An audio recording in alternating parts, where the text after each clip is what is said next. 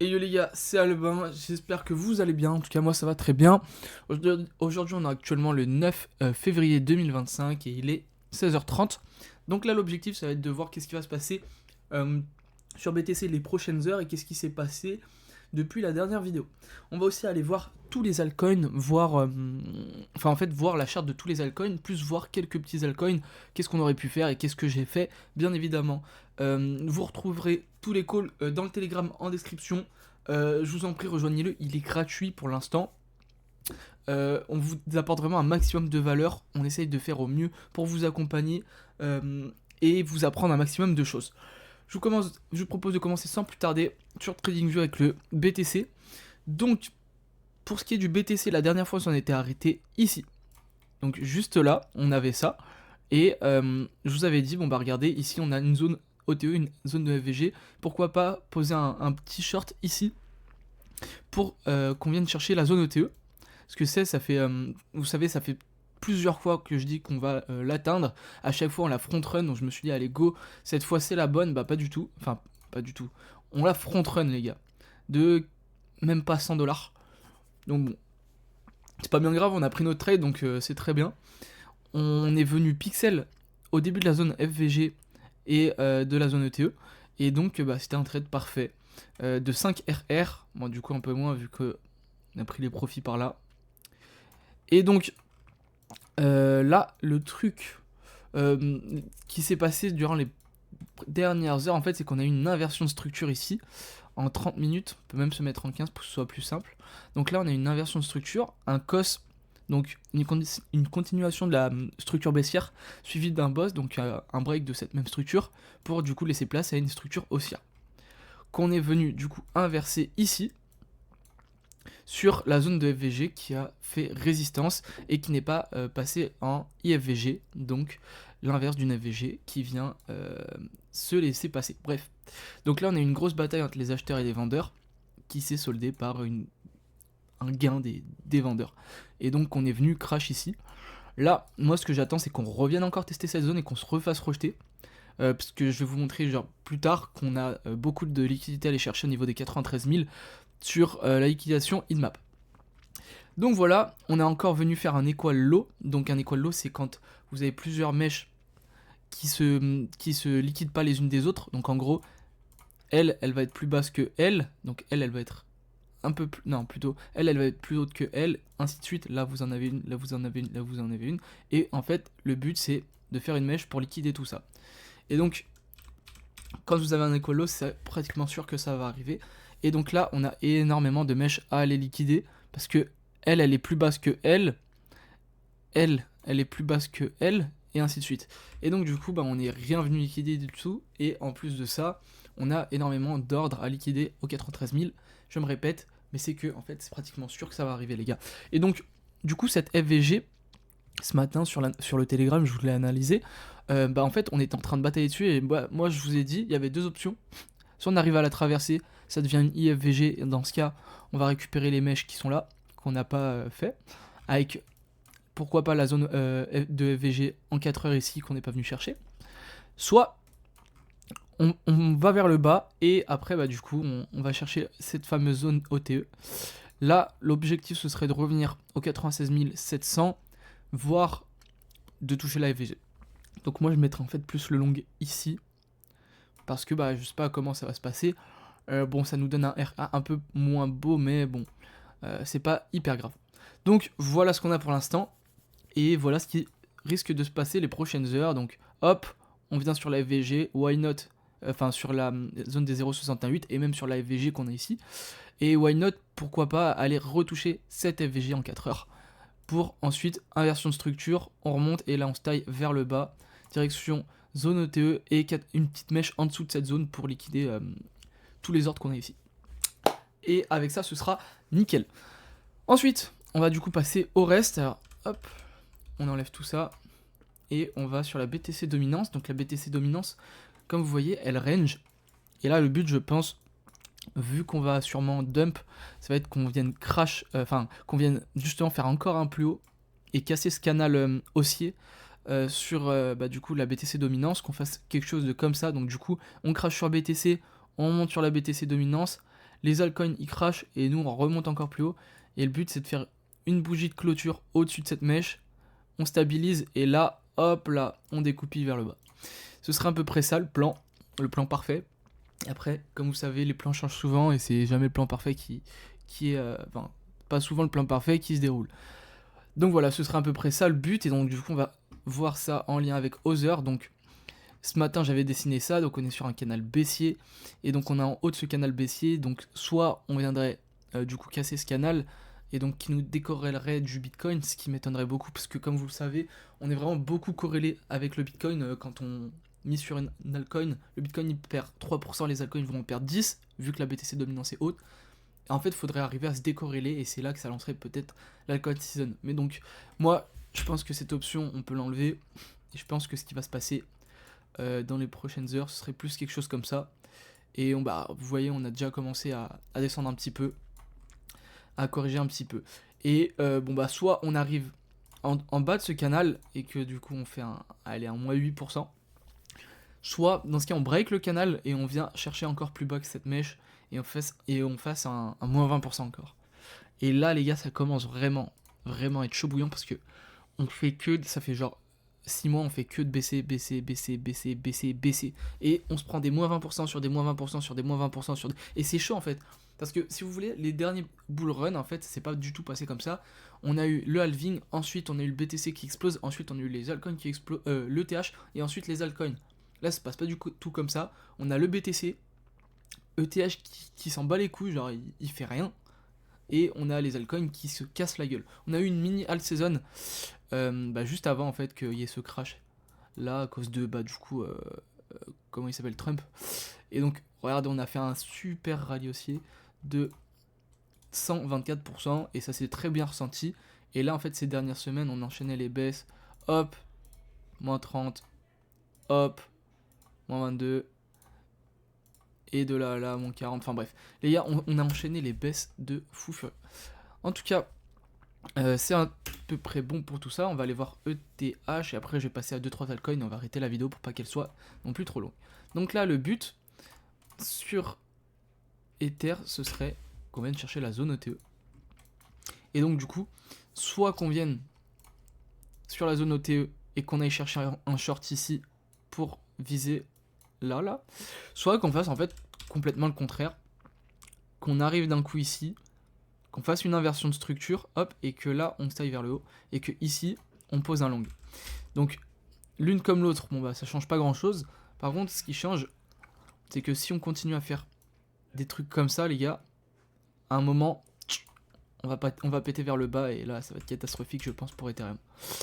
En tout cas, voilà pour Ether. Maintenant, on va aller voir les petits altcoins. Donc, moi je voulais vous en montrer un en particulier, c'était le DEAI, que j'ai beaucoup parlé sur mon Telegram. Donc, pour le DEAI, en fait, ce qui s'est passé, c'est juste fou, c'est que je l'avais repéré. Alors, attendez, excusez-moi. Donc, je l'avais repéré. Et en fait, j'avais essayé de le shorter plusieurs fois. Enfin, plutôt une fois que je l'ai shorté. Sauf que je me suis fait front run. Donc, ici, je me suis fait front run. J'avais mis mon ordre un tout petit peu au-dessus. Et donc, du coup, on serait venu chercher je crois, 3 ou 4 RR. Donc, pas dégueu. Ensuite, je me suis pas plus attardé sur DEAI parce que j'avais pas le temps. Et on a refait la même pattern. On est venu crash, on est venu chercher les 0,68 et on est venu recrash. Et ça c'est super génial parce que ça nous donne l'occasion de faire plein de trades genre différents sur une période courte. Et donc ça, typiquement là regardez, j'aurais mis 100, j'aurais réussi mon trade, je serais reparti avec 170. Là j'aurais mis 100, je serais reparti avec mon trade, j'aurais pris 300. Donc je serais déjà à 470 et en fait effet cumulé comme ça. Et le problème en fait c'est que vu que je les prends pas, mon capital il augmente pas. Et là vu que les altcoins ils baissent, en fait tout mon capital que j'ai alloué en trading, il suffit pas pour combler les pertes qu'on a aux altcoins. Donc je pense que je vais couper bien 50% de mes trades sur les altcoins pour éviter que je me fasse trop dans mon portefeuille. Donc ensuite pareil, on a répété le truc ici en 15 minutes. Donc on a fait une big mesh pour du coup marquer que le bottom il était terminé. Hop, on revient ici, donc on fait une inversion de structure.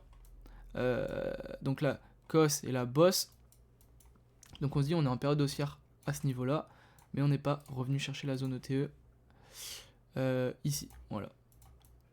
Tac. Et donc la zone ETE elle est par là. Bon, on se dit ok, pourquoi pas. Donc là, hop, on retrace notre Fibo. On arrive ici. Donc là, on place notre ordre pour short pareil. Et bon bah nickel, on arrive jusqu'à la zone OTE. On arrive même un petit peu en dessous de la zone OTE. Je pense qu'en 1 heure, on n'a pas clôturé en dessous. Oula, il se passe quoi? Très bien. Donc est-ce qu'en 1 heure, on a clôturé en dessous? Est-ce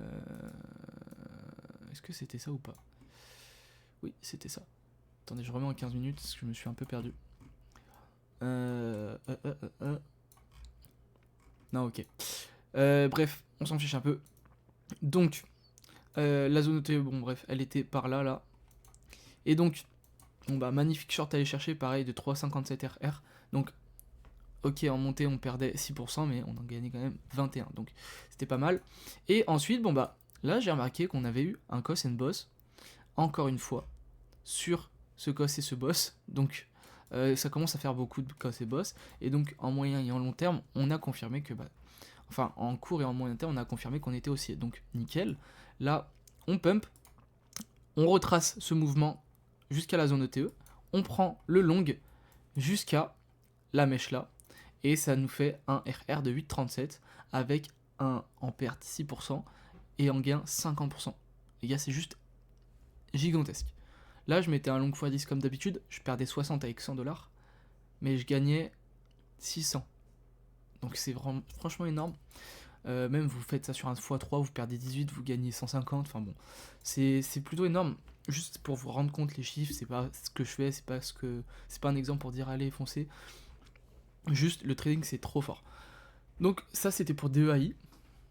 Maintenant on va aller voir du coup le HI, je voulais vous le présenter. Donc le HI c'est quoi? C'est un projet sur l'intelligence artificielle mais pour miner avec sa carte graphique. Donc en fait ce projet va faire en sorte que ça optimise vos hash rate et que vous miniez plus de puissance avec votre carte graphique. Donc je sais pas, de base vous avez une GTX 1080, elle mine du 200 hash rate, et ben elle va faire en sorte qu'elle soit le plus optimisée possible pour en miner plus, et donc du coup vous minerez 250 hash rate. Donc je vous dis une connerie, au lieu de miner 1$ par jour, vous minerez genre 1,3$ pour la même chose. Donc franchement, cette optimisation elle est hyper bien.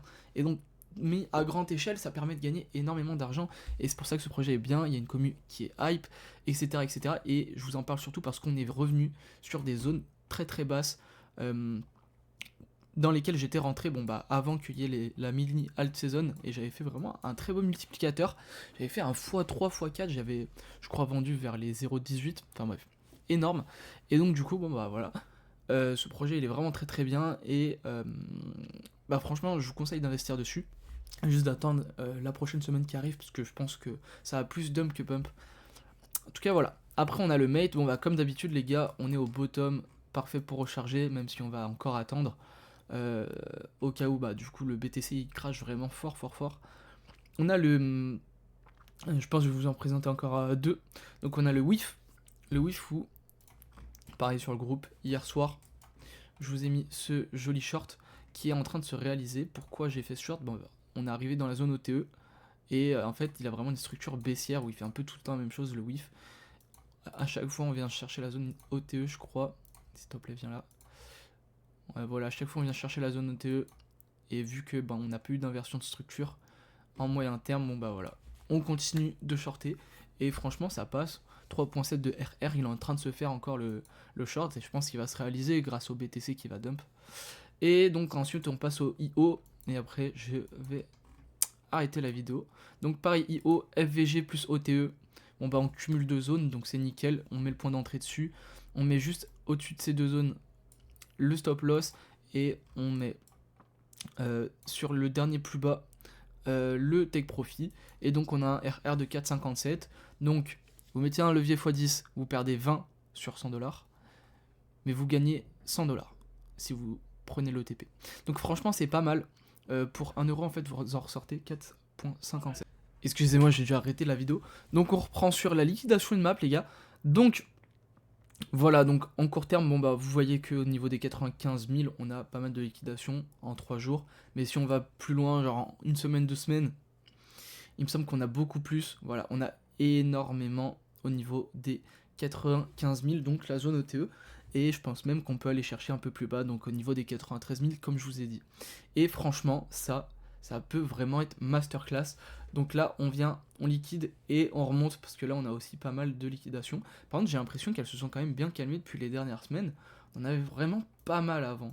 Donc je sais pas où est-ce qu'elles sont passées. Peut-être les gens, ils ont pris du coup leur longue, enfin leur short plutôt. Après, il nous en reste quand même pas mal en vue un mois. Mais en tout cas, en 2 semaines, on en a beaucoup moins.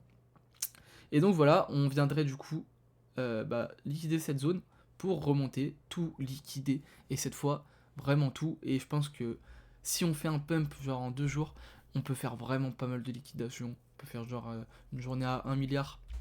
Peut-être pas 2 quand même, parce que 2 c'était vraiment énorme ce qu'on a eu. En tout cas, voilà. Si vous avez kiffé la vidéo et qu'elle vous a aidé, n'hésitez pas à la like et pourquoi pas me partager dans quoi je vous ai aidé ou qu'est-ce que je pourrais améliorer en commentaire. Aussi, n'hésitez surtout pas à rejoindre mon Telegram. De toute façon, on fait des concours de temps en temps. On partage tout. On fait en sorte que vous vous améliorez et qu'on se pousse tous vers le haut. Donc franchement, il est hyper cool. Allez-y, surtout n'hésitez pas. J'ai aussi ouvert un compte Twitter.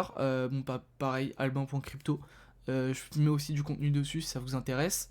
Et sinon, abonnez-vous, franchement ça donne de la force. Et likez la vidéo, c'est le plus important. En tout cas, c'était Albin Crypto. Je vous dis à une prochaine les gars. Ciao ciao.